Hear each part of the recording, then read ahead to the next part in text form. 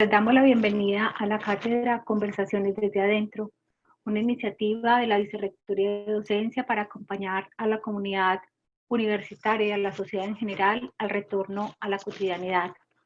El ciclo Conversaciones desde Adentro es una propuesta que nos permitirá conocer lo pensado y lo vivido por expertos y participantes en tiempos de pandemia.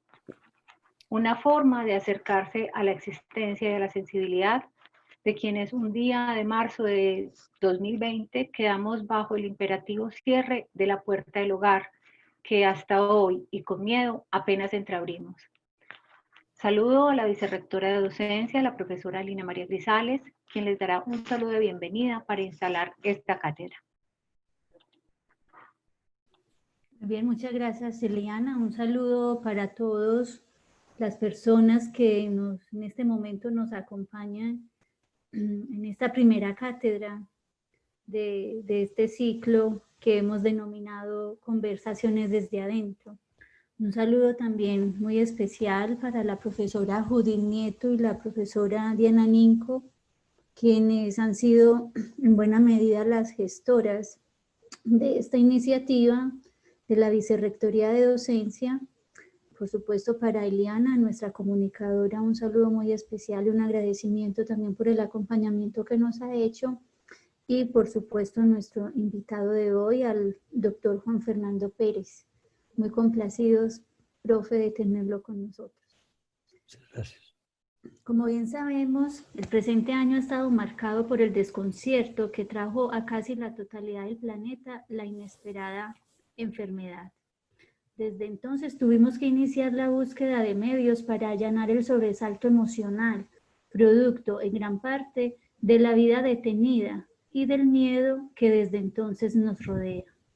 Así, escuelas, colegios y universidades dispusieron recursos de diferentes órdenes, particularmente humanos, para acompañar a sus comunidades en la difícil emergencia sanitaria que nos declaró a vivir en clausura. La Universidad de Antioquia sintió la necesidad de expandir sus aulas y auditorios hacia formas virtuales, para ofertar desde allí una diversidad de programas abiertos a ciudadanos próximos y ajenos a este centro de estudios superiores. De esta manera, con todos en el alma, se cuenta hoy en día con una gran aula, a la que concurre un alto número de ciudadanos locales, nacionales e internacionales, quienes al atender las convocatorias de la universidad se benefician de lo compartido en saberes y experiencias por calificados invitados, que han animado los encuentros proyectados durante este tiempo vestidos de una singular realidad. La principal razón que anima estas reuniones, en particular la que hoy iniciamos, denominada Conversaciones desde Adentro, es el convencimiento y la necesidad de pensar y formar en la buena ciudadanía y en la conversación y deliberación que ofrece hoy un mundo interconectado. Conversaciones desde Adentro es una propuesta afincada en la certeza de que la educación construye y libera, independiente de los medios ejercidos. Así, el mencionado ciclo permitirá conocer lo pensado y vivido por expertos y participantes en tiempos de pandemia, como una forma de acercarse a la existencia y a la sensibilidad de quienes un día de marzo, tal como lo dice Eliana, quedamos bajo el imperativo cierre de la puerta del hogar que hasta hoy y con miedo apenas entreabrimos.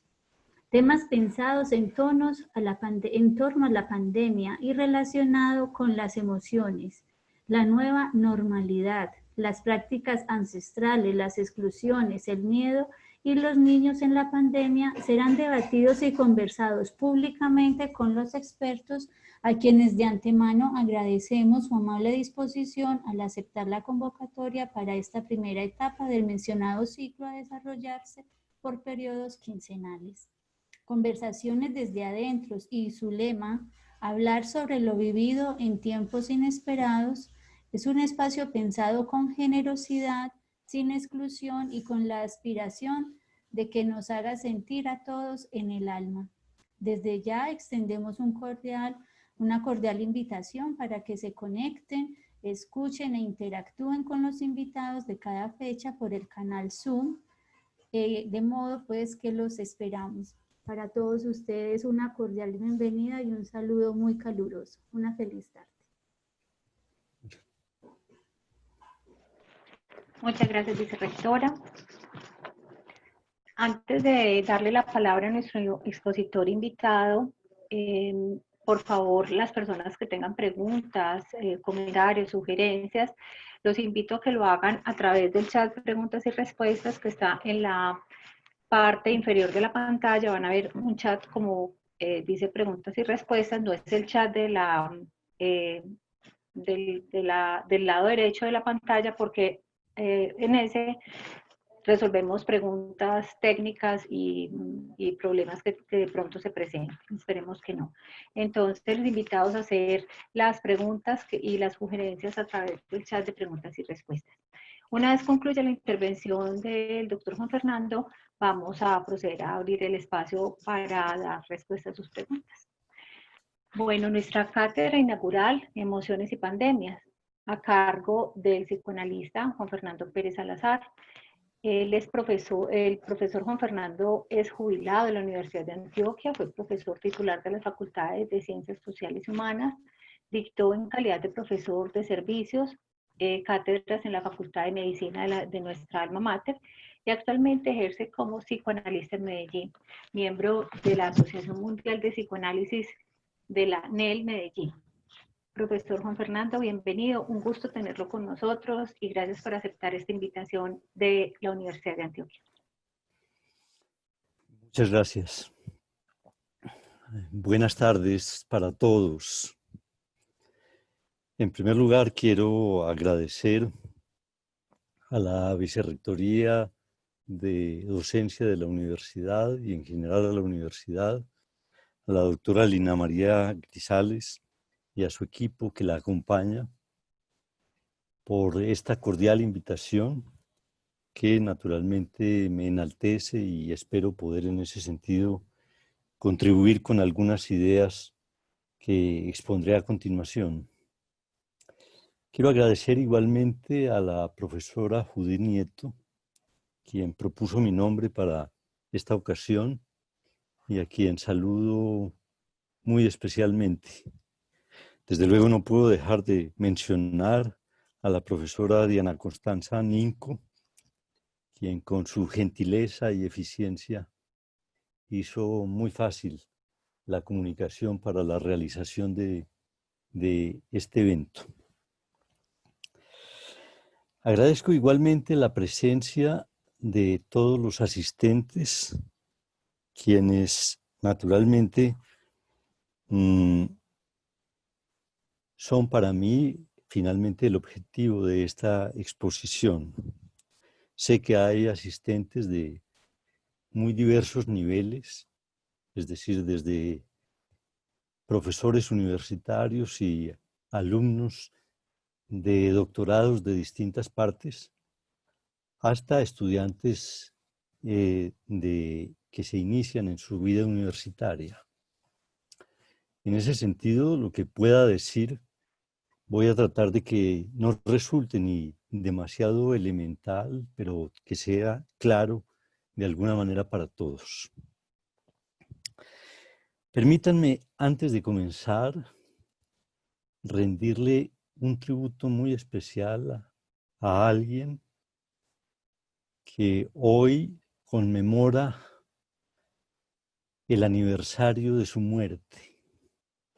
Me refiero a Sigmund Freud.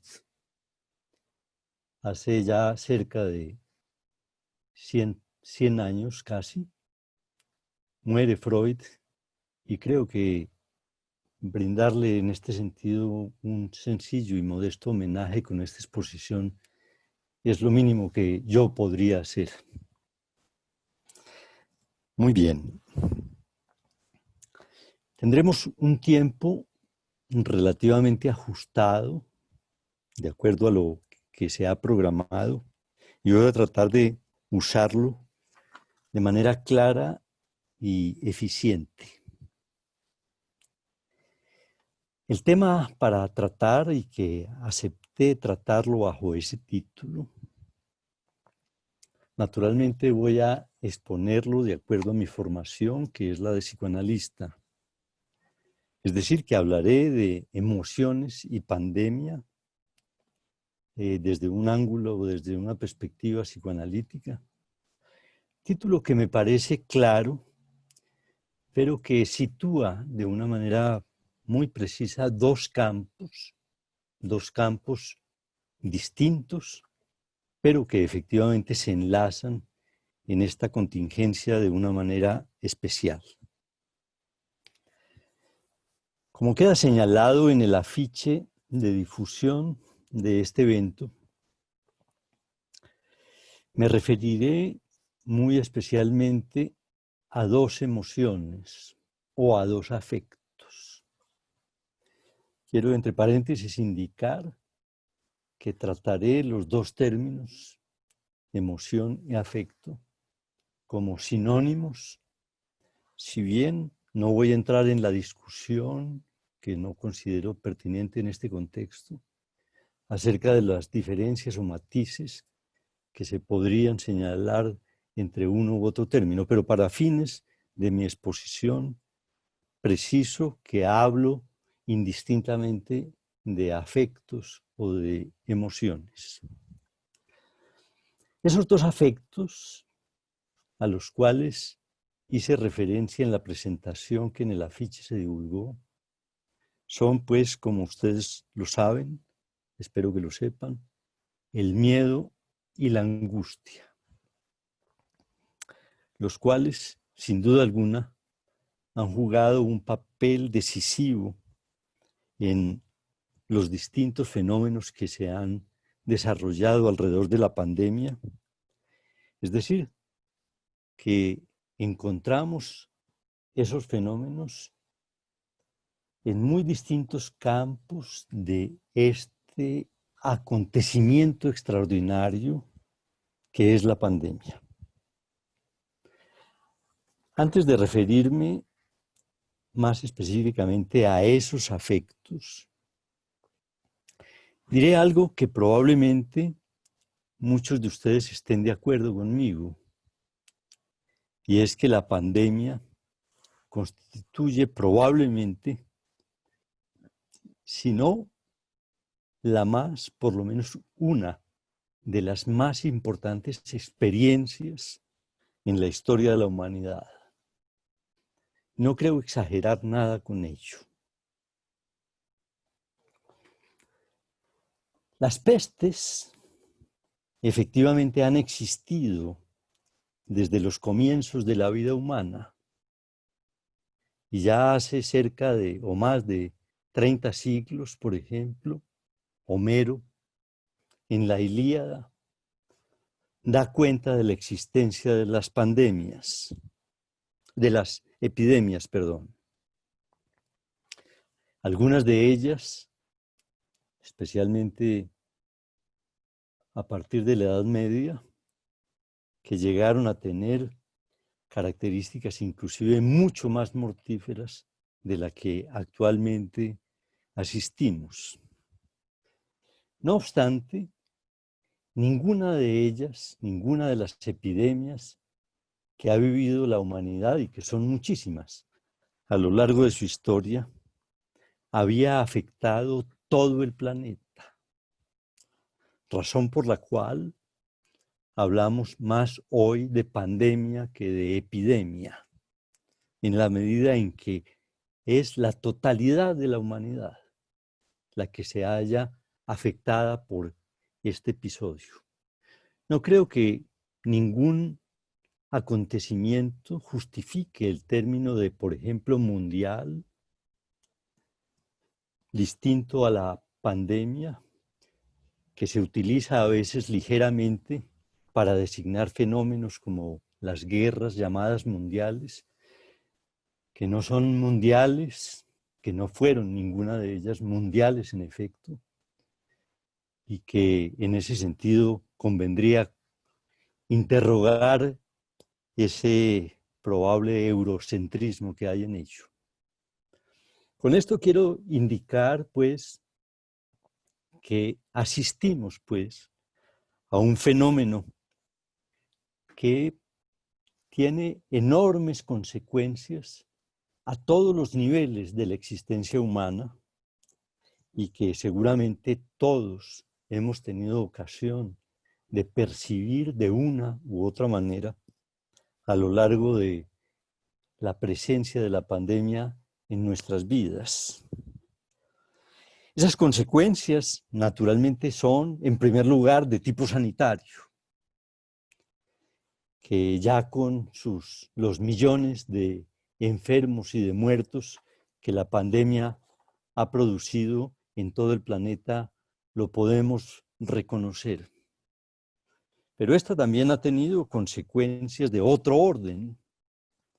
Por ejemplo, como bien lo sabemos, ha tenido inmensas consecuencias políticas, suscitando, por ejemplo, concentraciones de poder en los más diversos lugares, con las implicaciones que, por ejemplo, ello tiene en la coartación de las libertades ciudadanas y en lo que se produce a partir de ello, como es la amenaza a la democracia contemporánea.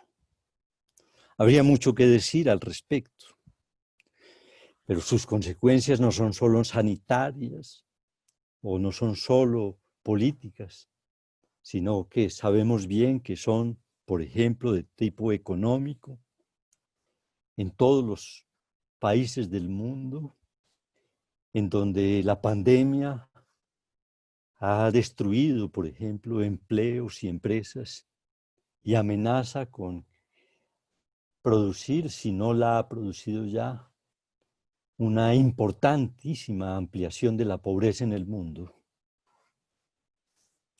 Sus consecuencias también serían o son las de la pandemia, por ejemplo, en el orden del medio ambiente, que como vimos especialmente en los primeros meses de la misma, dejó algunas sorpresas, inclusive vistas con mucha simpatía, lo cual nos alivió un poco la cuarentena, al ver que el planeta respiraba luego de los abusos a los que los humanos sometemos constantemente a la naturaleza.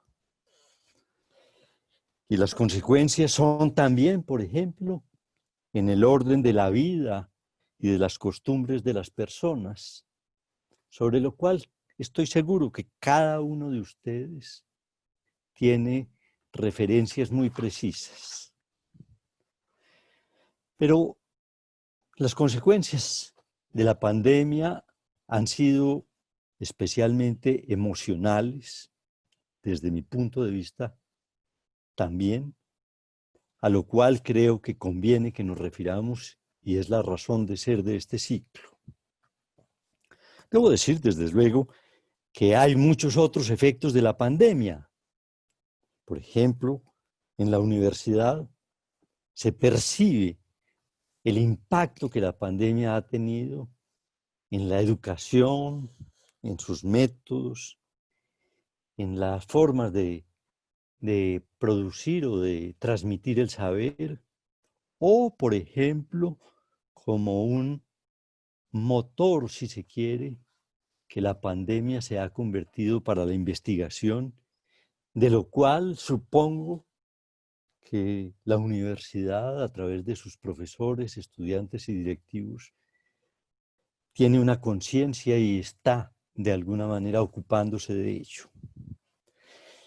Así pues que se puede señalar con muy variados argumentos que evidentemente asistimos a un acontecimiento de proporciones extraordinarias que en cierto sentido quienes estamos vivos tenemos la fortuna en cierto sentido de vivirlo y que por lo tanto nos puede enriquecer nuestras concepciones de la vida el que tengamos reflexiones sobre ella. Para el efecto voy a destacar un hecho que me servirá de referencia a diversos puntos que voy a exponerles. Es lo siguiente.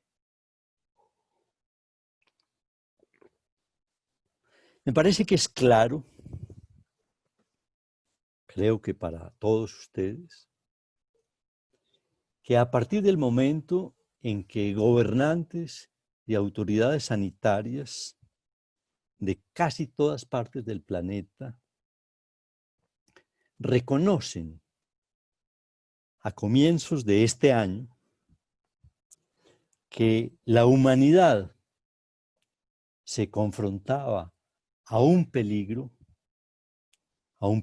grave y desconocido, que técnicamente se le conoce como el virus SARS-CoV-2 y no COVID-19, que es la enfermedad, y que por lo tanto, si es la enfermedad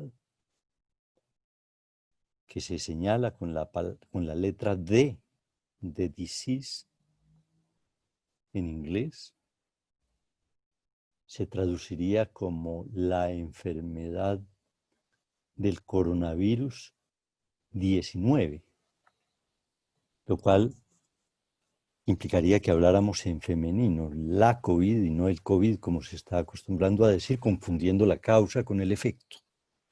Pero ese es un asunto del lenguaje que podemos dejar un poco de lado para insistir en que a partir del momento en que las gobernantes y autoridades sanitarias tomaron conciencia de la existencia de ese grave peligro, en particular quisiera subrayar este aspecto que quizás no todo el mundo lo tiene en cuenta, debido especialmente a la rapidez con que el contagio se producía, además de su aparente letalidad,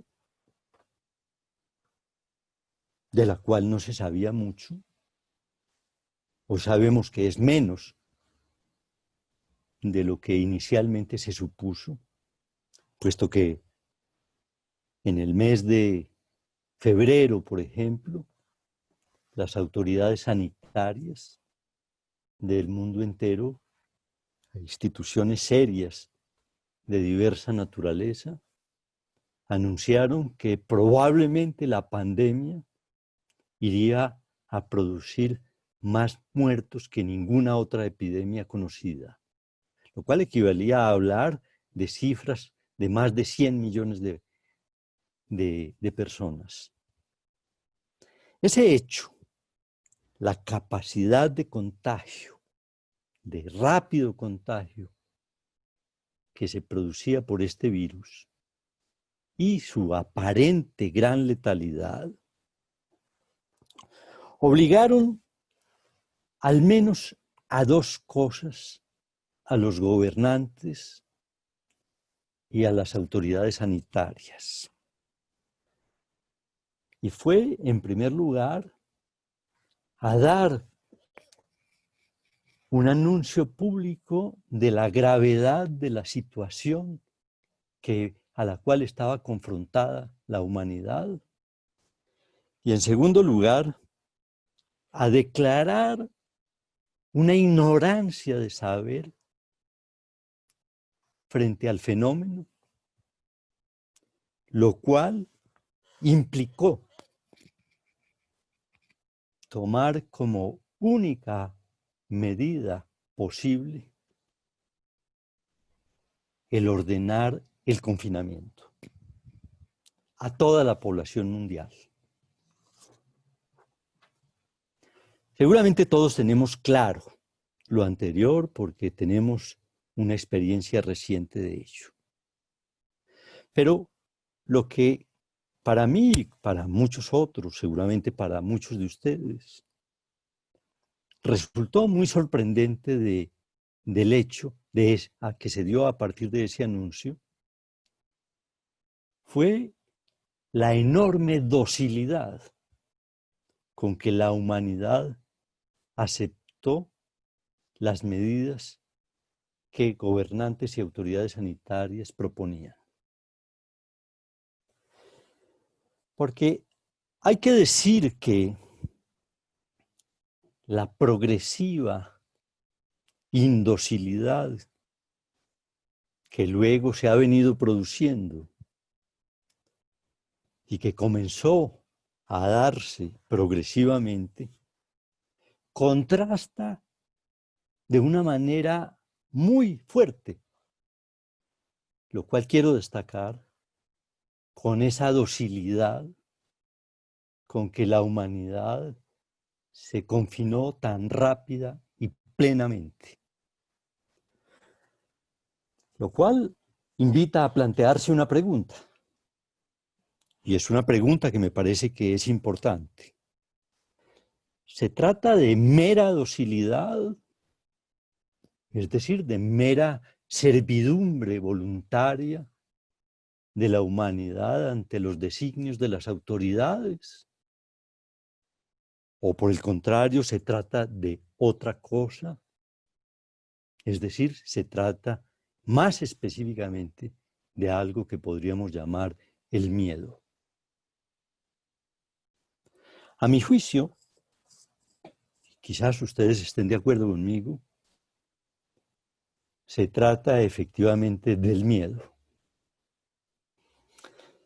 Y para examinar ese fenómeno en este contexto y el de la angustia concomitante a este fenómeno, voy a referirme a un caso derivado de mi práctica como psicoanalista y el cual considero que puede ilustrar diversos aspectos del tema que nos convoca. Se trata del caso de un niño de 11 años, el cual antes de la pandemia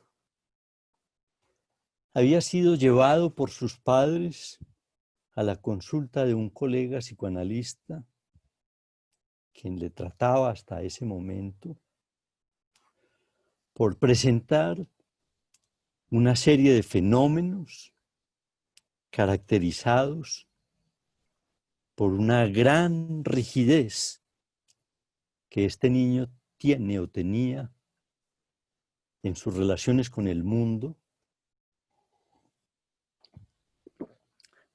lo cual se expresaba en él en un conjunto de hábitos que había venido adoptando progresivamente y que sometía o producía a partir de reglas muy estrictas que el niño inventaba permanentemente, de lo cual se derivaban respuestas muy altisonantes de este niño cuando esas reglas que él imponía no eran respetadas por su entorno.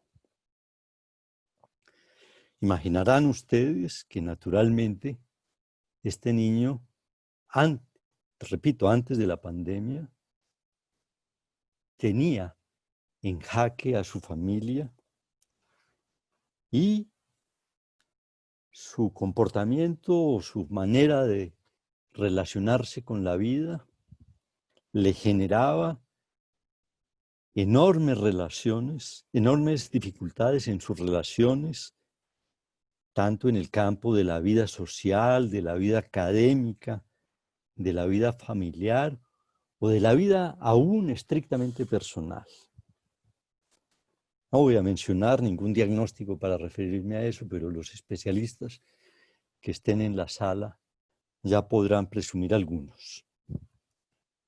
Y no es necesario que entre a ahondar en toda la problemática emocional de este niño, porque baste con lo dicho para situar para los propósitos de esta exposición lo que me interesa destacar, que no es otra cosa que qué es que lo que podríamos examinar a partir de la pregunta, y es qué desata la cuarentena en este niño y cómo él intenta elaborarla. Debo decir que por razones que ustedes podrán suponer casi que obvias, la familia de este niño se confina rápidamente cuando es decretada la cuarentena, tal vez con la misma docilidad con que todos lo hicimos, y que en ese momento para este niño se desata o se desencadena una situación que a mi juicio merece alguna atención. Se desata un miedo extremo del niño, localizado ahora muy específicamente en el temor o en la posibilidad del contagio. Dado ese fenómeno, el niño se confina a sí mismo en forma radical en su cuarto, del cual solo sale muy avanzada ya la pandemia, porque durante un periodo muy largo el niño llega inclusive a permanecer encerrado en su closet. Cuando alguien, por ejemplo, entraba en su cuarto para llevarle comida, puesto que el niño se negaba a comer. Y se negaba a comer, puesto que, suponía que posiblemente los platos o los alimentos podrían estar igualmente contaminados, y no podía comer sin hacer una especie de ritual de desinfección que exigía en cada ocasión para poder, en ese sentido, comer. Imaginarán ustedes, en ese orden de ideas, el tipo de situación familiar que allí se vivía. Debo agregar que este niño se resistía a tener todo intercambio con persona diferente a su entorno estrictamente familiar, lo cual equivale a decir que interrumpió su proceso analítico.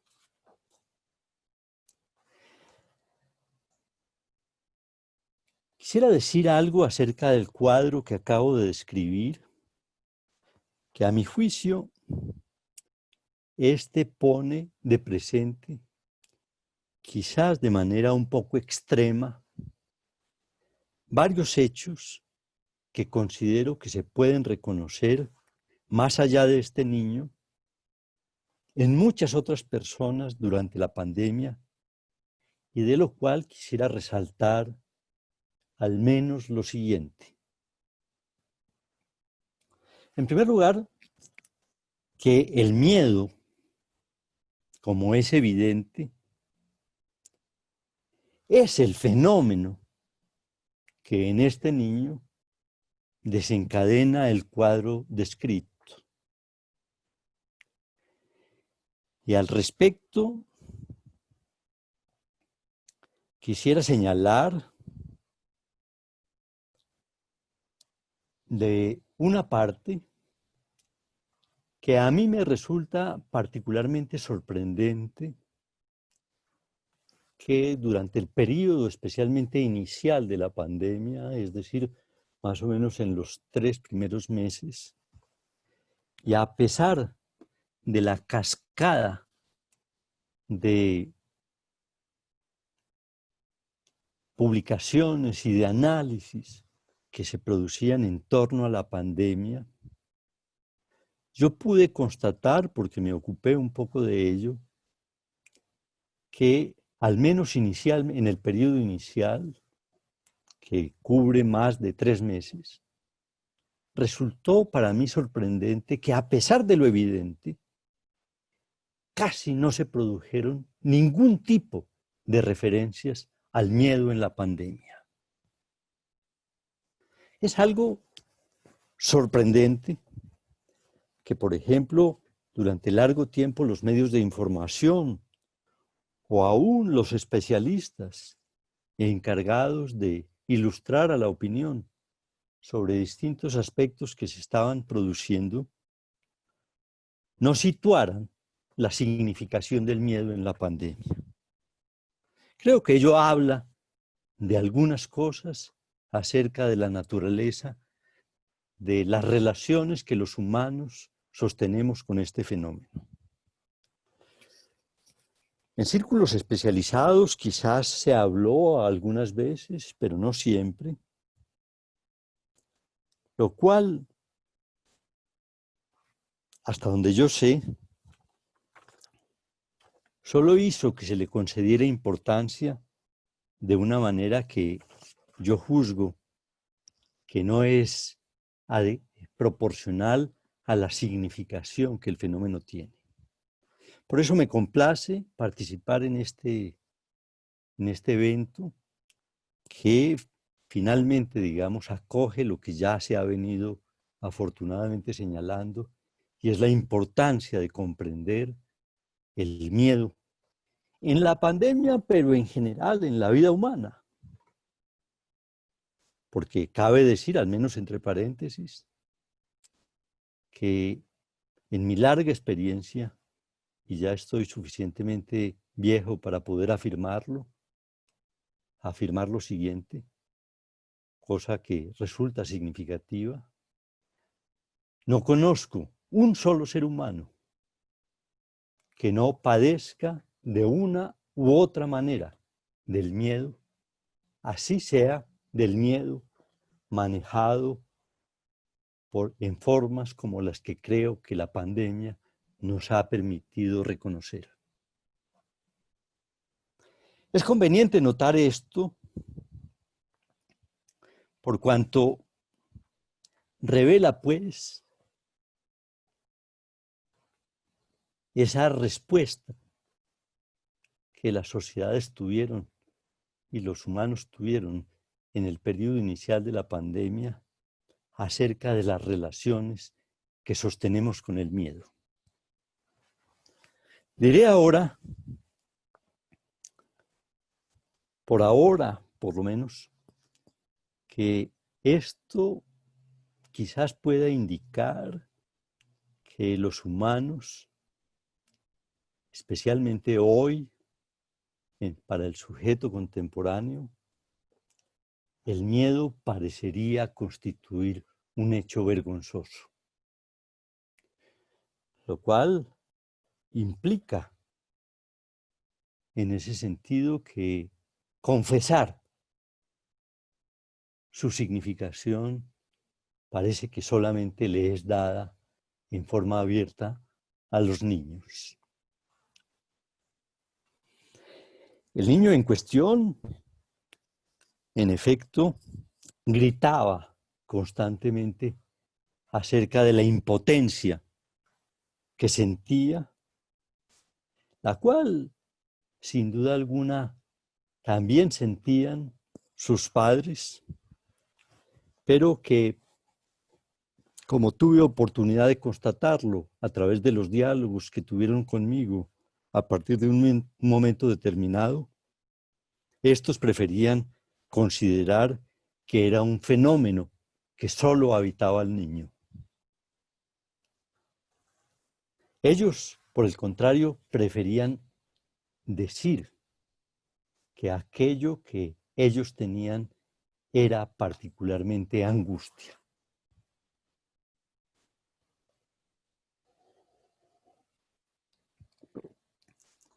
efecto de la situación particular del niño. Podríamos analizar esa situación ampliamente, pero creo que puedo indicar, como tal vez ustedes lo sospechen, que esa reacción de los padres, paradójicamente, hablaba efectivamente de que ese miedo del niño, de alguna manera, les ayudaba a ellos a manejar su propio miedo. Este es un fenómeno sutil, pero muy importante en la vida humana, que en el caso de ellos, particularmente, se traducía o se transformaba ya no en miedo, sino en angustia. Aquello que quiero destacar es que, naturalmente, el fenómeno que vivían los padres era particularmente distinto al de los niños, el cual señalo que es también la presencia de la angustia, lo cual nos obliga o nos pone ante la necesidad de disponer algunas definiciones de los fenómenos emocionales que estoy describiendo, así sean definiciones que en principio serán breves y comprensibles para cualquier tipo de auditor, pero que son definiciones que extraigo especialmente de los trabajos de Freud y de Lacan, quienes, como ustedes sabrán, son quienes sentaron las bases fundamentales de aquello que conocemos bajo el nombre de psicoanálisis.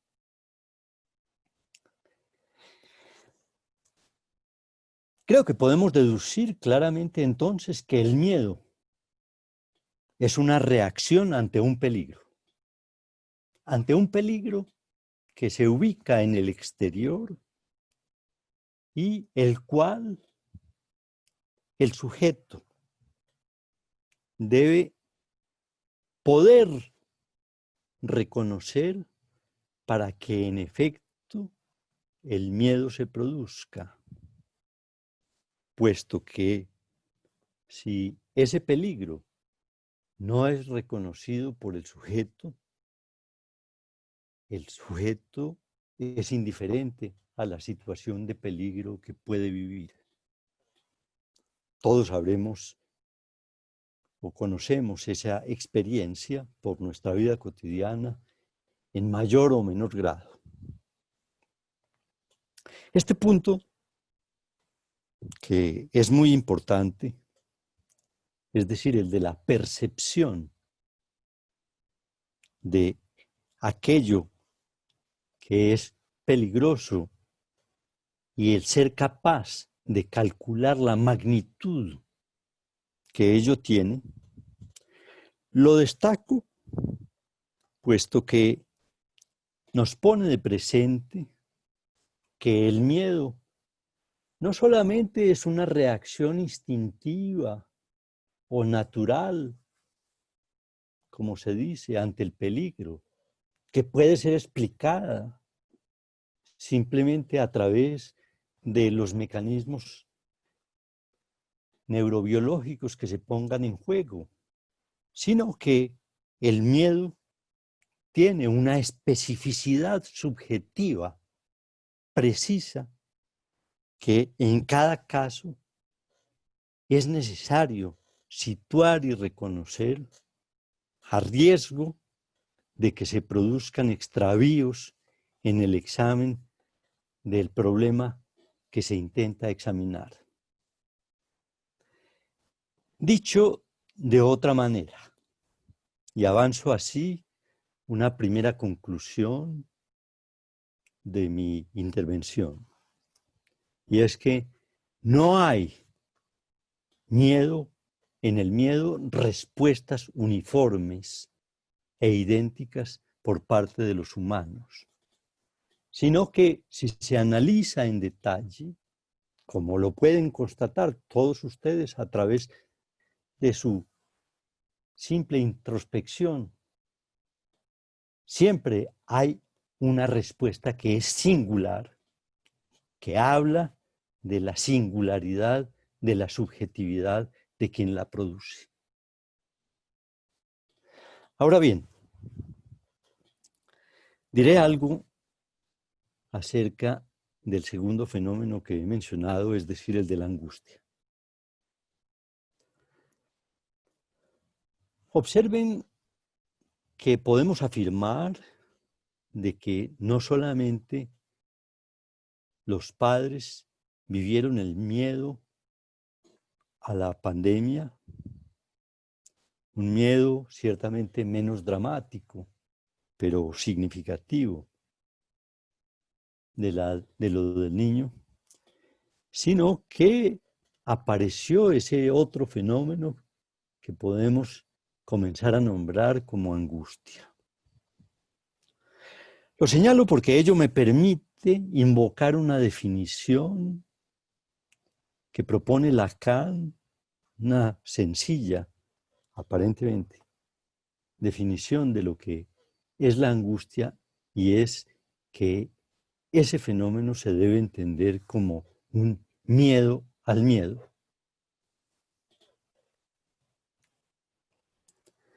Lacan, pues, define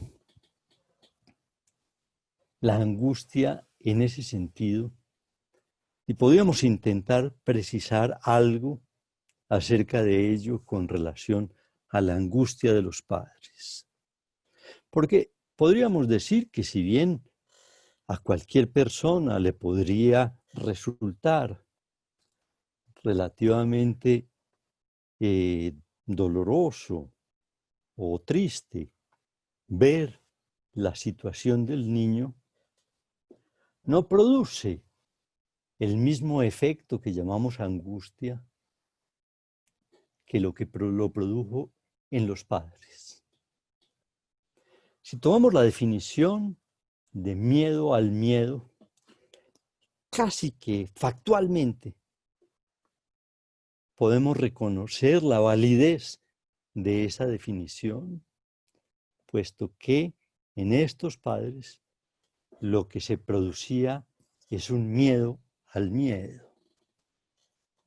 No obstante, hay necesidad de que señalemos al respecto que este miedo al miedo que define la angustia tiene una característica que es necesario señalar. Y es que el miedo no es un miedo que podríamos llamar estrictamente visible, sino que es un miedo que podríamos llamar interno. Dicho de otra manera, que aquello a lo cual se teme es sobre todo a una situación interna, por ejemplo, al desgarramiento de la vida familiar, que no estrictamente, y digo esto simplemente para intentar hacer avanzar la comprensión del problema, y no simplemente como en el caso del miedo, en la cual el peligro es básicamente un objeto exterior, un acontecimiento exterior. Es necesario, para que se produzca la angustia, que ésta se refiera ya a un conjunto de situaciones subjetivas específicas, las cuales hacen de la angustia que ésta tenga ese rostro que a veces resulta tan indefinible con relación a su presencia en la vida humana. Es decir, la imposibilidad de saber, si me permiten la expresión, de saber a qué miedo es que nos vemos confrontados. Porque la ventaja que tiene el miedo es que tiene la posibilidad de que localicemos en efecto, el objeto temido. Y esto es muy importante en muchos sentidos. Baste decir que, por ejemplo, voy a decirlo de esta manera, lo que se conocen como las fobias, es decir, por ejemplo, las fobias a los ascensores, las fobias a las cucarachas, las fobias al estar encerrado, las fobias a montar en avión, las fobias a estar en la calle. Es decir, toda esa enorme cantidad de fenómenos que llamamos fobias, podríamos decir que básicamente constituyen la conversión de la angustia en un miedo. Es decir, que el objeto temido, si bien es irracional, es un objeto localizado exteriormente. Y ello tiene una enorme ventaja para quien padece de una angustia, el poder señalar en el mundo exterior un objeto como causante de su miedo. No puedo ampliar pues demasiado las consideraciones sobre este punto, pero baste tal vez con lo indicado para mostrar tanto las relaciones como las diferencias que hay entre los dos fenómenos. Ahora bien, creo que es posible en ese sentido decir que el miedo impone al sujeto la necesidad de tener algunas formas de defenderse del peligro que él sabe o cree que lo acecha.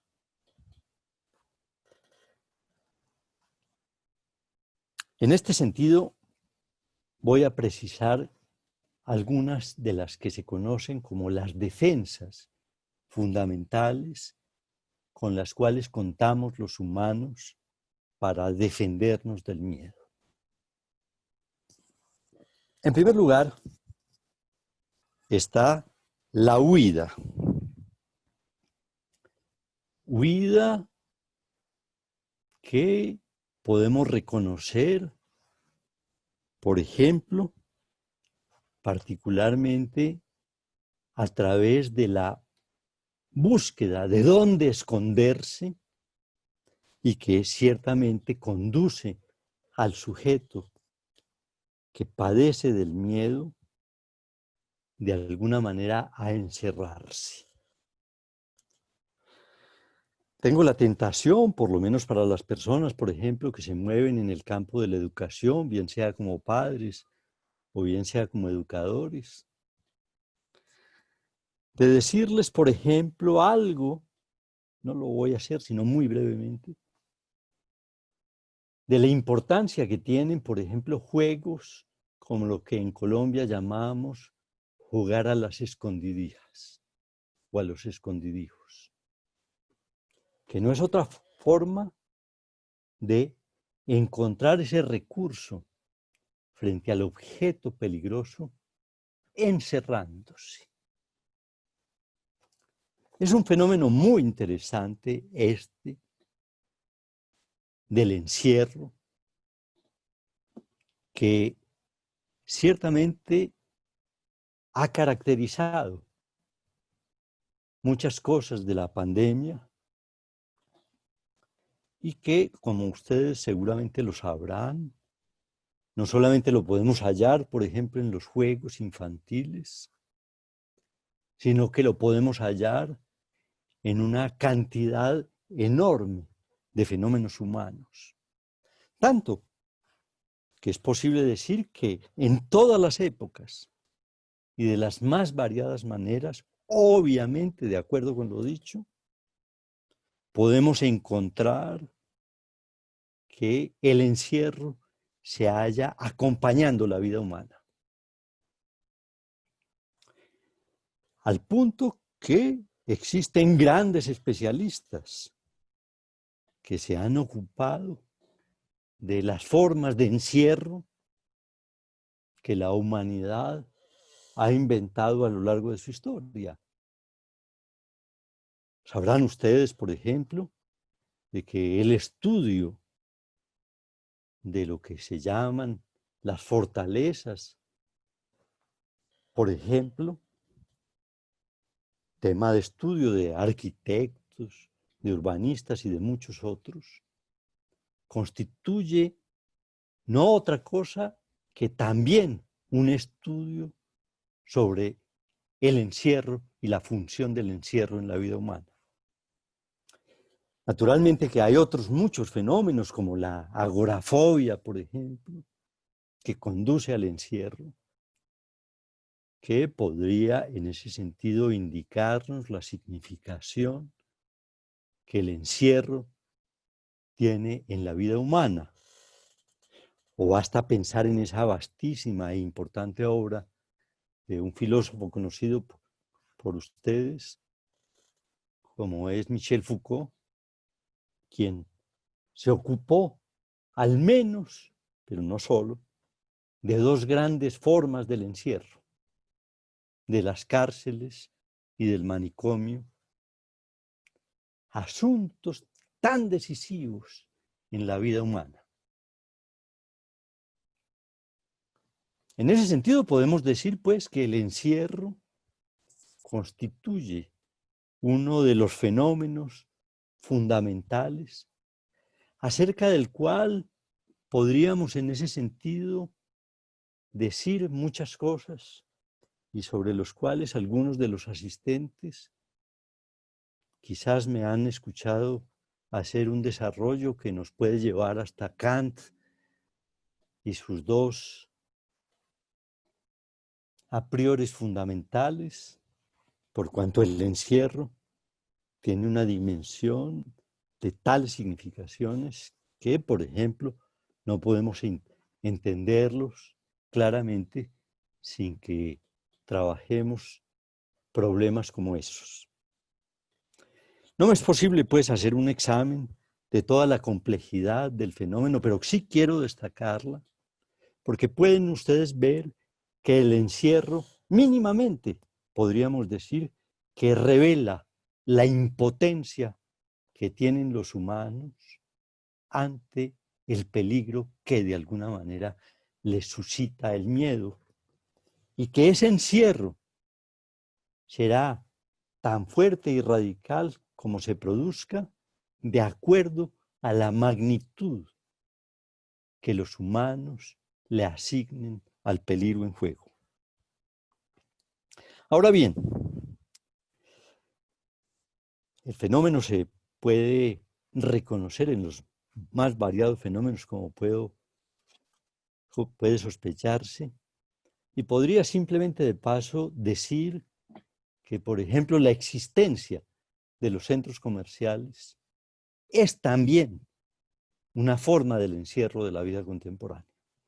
Bueno, ahora, al lado del encierro, que como digo, es una consecuencia, en primer lugar, de la primera manera de combatir el miedo,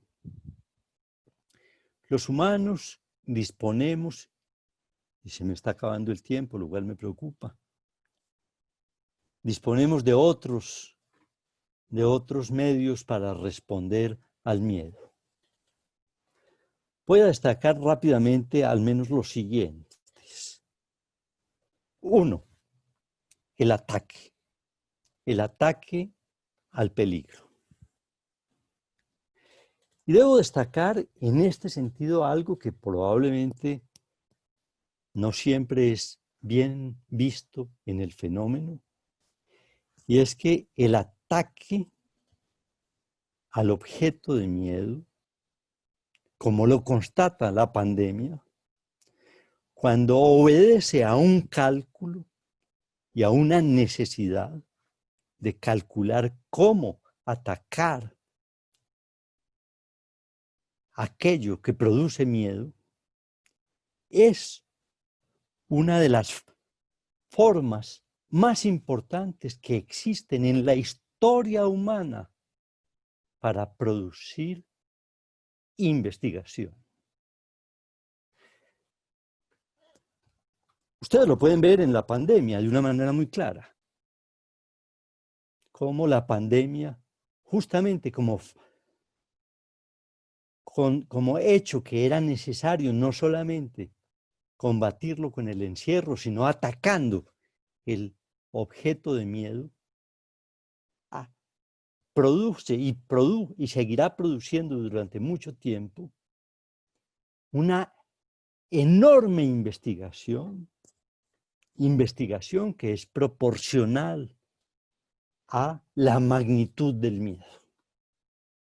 En ese sentido podría decir, y es un fenómeno que por ejemplo les debe interesar a muchos de los asistentes, que conviene considerar que la investigación, aún la más racional, la más científica que se pueda exponer, finalmente está alimentada por el miedo.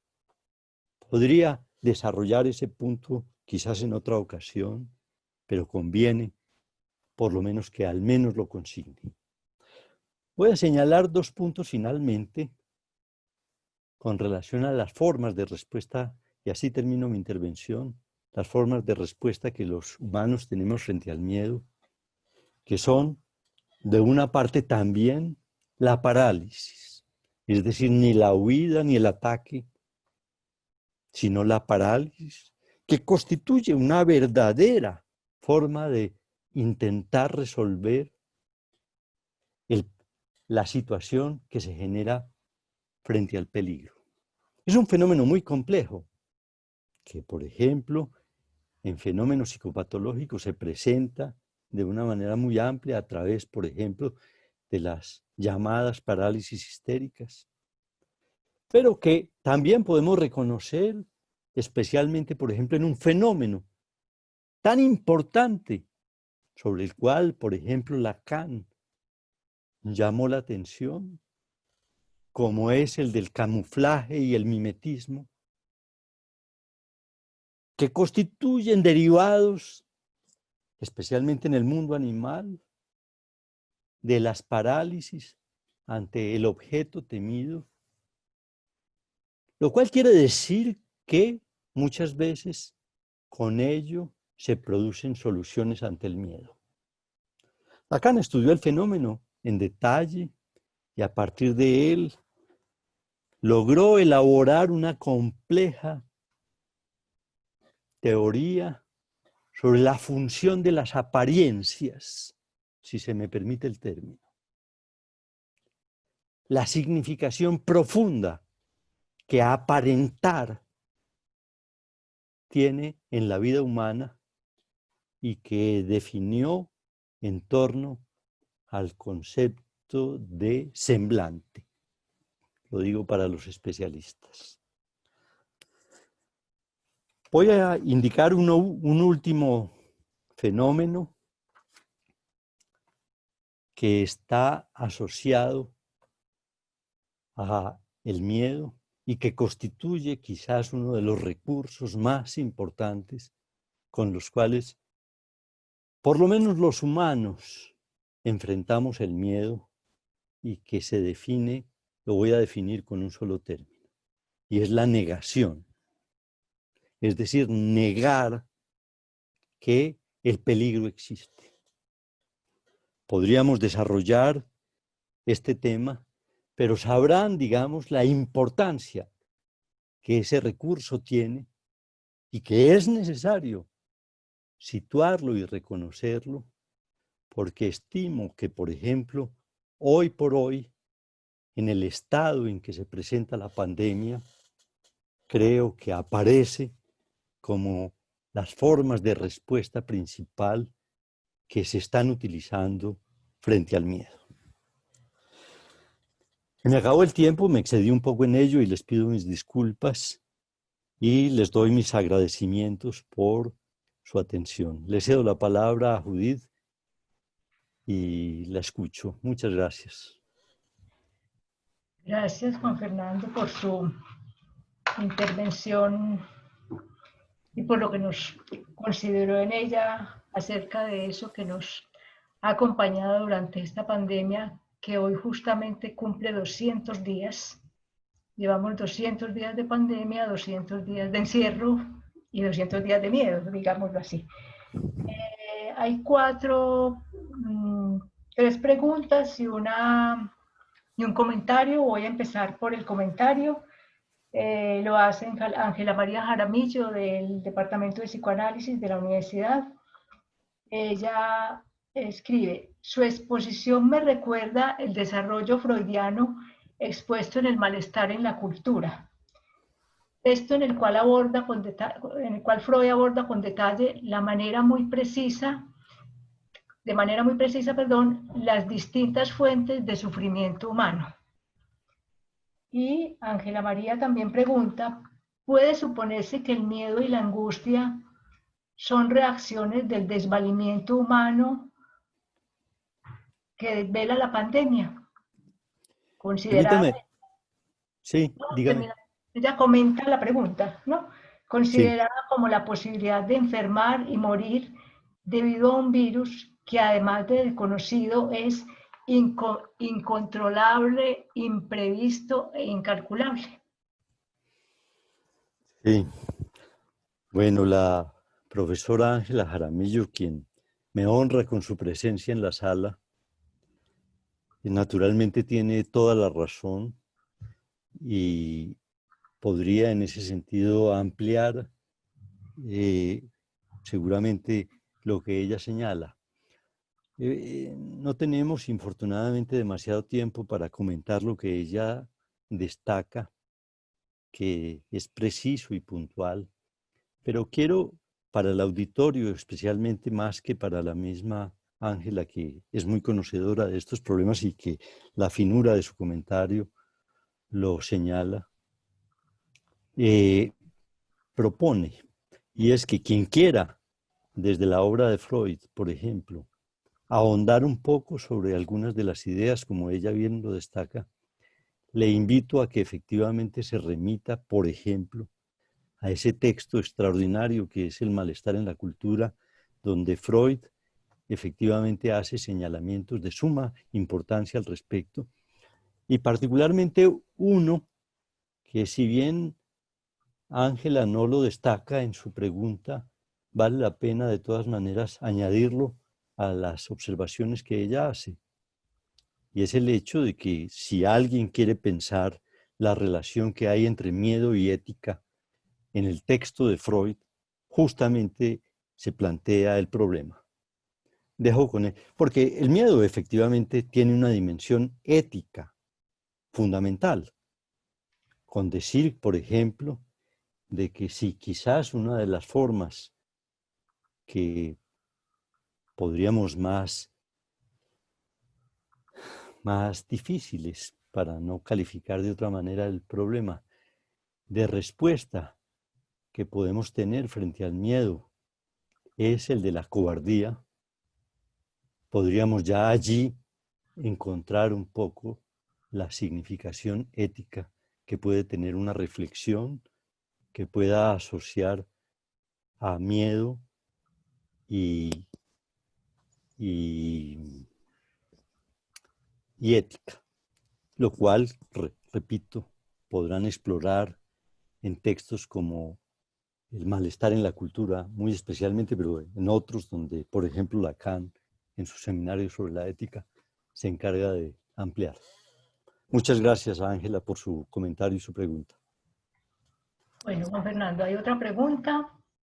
¿La negación de la existencia del virus en algunas personas puede ser otra manifestación del miedo? Sí, no lo dudo. Y es un fenómeno muy interesante, que se está ampliando en el momento actual de la pandemia y que se está ampliando por muy diversas vías. Todos sabemos, por ejemplo, bien que actualmente se está produciendo un fenómeno que está adquiriendo unas proporciones extraordinarias en la vida contemporánea y no solamente con relación a la pandemia, pero también desde la pandemia, y es el del crecimiento de las llamadas teorías del complot o teorías conspirativas, o lo que algunos están comenzando a llamar los conspiparanoicos. Expresión que me parece interesante porque muestra que en toda posición, digamos, conspirativa, de esas teorías conspirativas, hay en el fondo una exacerbación de los sentimientos paranoicos que de una u otra manera nos habitan a todos, hay que decirlo. Y una de las formas que tiene particularmente de reaccionar,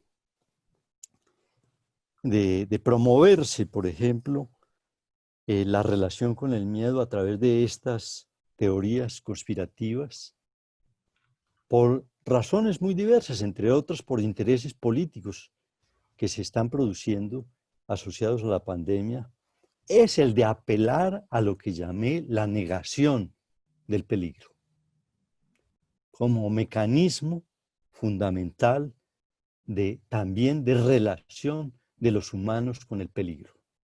Es decir, por ejemplo, que las teorías conspirativas, aquellos que explotan, es una característica fundamental de los humanos que tenemos como formas de reacción ante el peligro.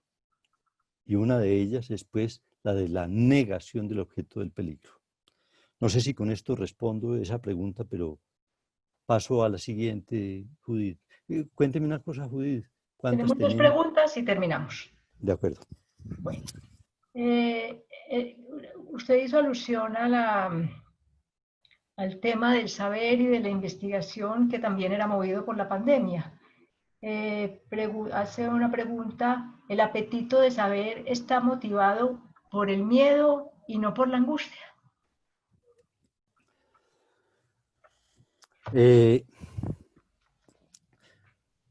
No puedo desarrollar con la amplitud que se exigiría el examen de esta importante pregunta, pero solamente debo señalar, como traté de mostrarlo un poco en mi exposición, que finalmente podríamos hablar de que, como la definición de Lacan lo propone, los dos fenómenos son concomitantes y en ciertos sentidos son complementarios.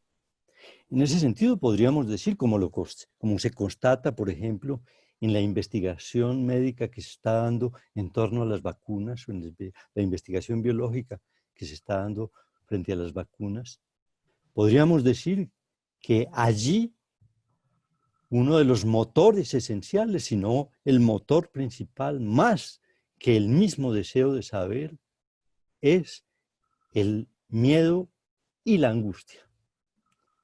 Y habría que comenzar a explorar en ese sentido lo que va del miedo al deseo, que acabo de indicar, que sería el marco sobre el cual podríamos elaborar un poco más adecuadamente la pregunta. Dígame, Judith. Hay una pregunta: como nos ven de todas partes, de muchas partes del mundo y nos escuchan y de muchas partes del país, una profesora de la Universidad Industrial de Santander hace una pregunta que no sé si pueda contestarla. El miedo y los cambios repentinos, ¿cómo se explican desde Freud? Digo, no sé si pueda contestarla porque es demasiado vasta la respuesta, creo yo. ¿Podría repetir, por favor? El miedo y los cambios repentinos, ¿cómo podrían explicarse desde Freud? A ver, no alcanzo a captar efectivamente a qué se refiere con los cambios repentinos, pero supongo que se alude a ese paso que ocasionalmente se produce del miedo a la tranquilidad, por ejemplo, o del miedo de la huida al ataque, o de la huida a la parálisis, por ejemplo, que quizás sean en ese sentido los puntos que la profesora de Bucaramanga plantea. Desde luego que en Freud hay un examen del problema y al respecto podríamos decir varias cosas, y quiero aprovechar la oportunidad para que naturalmente continúen con esta reflexión desde el punto de vista por lo menos del psicoanálisis, que mis colegas y amigas Beatriz Maya y Gloria Patricia Peláez tendrán la ocasión de desarrollar en sus intervenciones. Pero básicamente lo que quiero indicar es que, digamos, esos cambios repentinos que usted señala obedecen, entre otras cosas, a que el sujeto se ubica en un momento determinado de otra manera a como se estaba ubicando frente al objeto peligroso, frente al peligro. Es decir, de considerarlo como un peligro contra el cual él no tenía posibilidades de luchar, en un momento determinado, al considerar que sí tiene posibilidades de lucha, el sujeto puede en ese sentido atacar y comenzar a construir, digamos, formas distintas de relacionarse con el miedo. Esto quiere decir, pues, que, digamos, esos cambios tienen que ver con movimientos subjetivos que muchas veces son imperceptibles para el sujeto y que están de alguna manera relacionados especialmente con algo que podríamos llamar la posición que el sujeto tenga en un momento determinado frente al objeto peligroso. No estoy muy seguro que le conteste del todo la pregunta a la profesora, pero quizás con estas anotaciones se pueda orientar para mejores precisiones. Bueno, muchas gracias a los asistentes a la sala, a Juan Fernando, por supuesto, por aceptar la invitación de abrir este ciclo de conversaciones desde adentro. Gracias a Tatiana, que nos ha dado todo el apoyo tecnológico hoy desde UD@, a la profesora Diana Ninco, que ha venido trabajando conmigo en esta idea, a la profesora Lina, que nos apoya en nuestros sueños, y los dejo con Eliana, que nos despedirá y nos anunciará la charla que vendrá en 15 días. Muchas gracias, gracias por conectarse y los esperamos. Muchas gracias a todos ustedes. Muchas gracias a nuestro invitado, el doctor Juan Fernando. Gracias a la profesora Judith Nieto, a la profesora Diana Ninco, por estar con nosotros en este espacio. Ustedes los invitamos a que cada 15 días nos acompañen en conversaciones desde adentro, una manera de mantenernos todos en el alma. Recuerden nuestra invitación para el próximo 7 de octubre. La conferencia será Nueva Normalidad, a cargo de la psicóloga Laura Yamira Portilla, a las 4 de la tarde. Muchas gracias. Les voy a poner por el chat de la derecha el link donde pueden averiguar toda la programación. Muchas gracias a usted, Eliana, que no tuve ocasión de darle mis agradecimientos. No, con todo gusto, profesor. Que ustedes estén muy bien. Hasta pronto.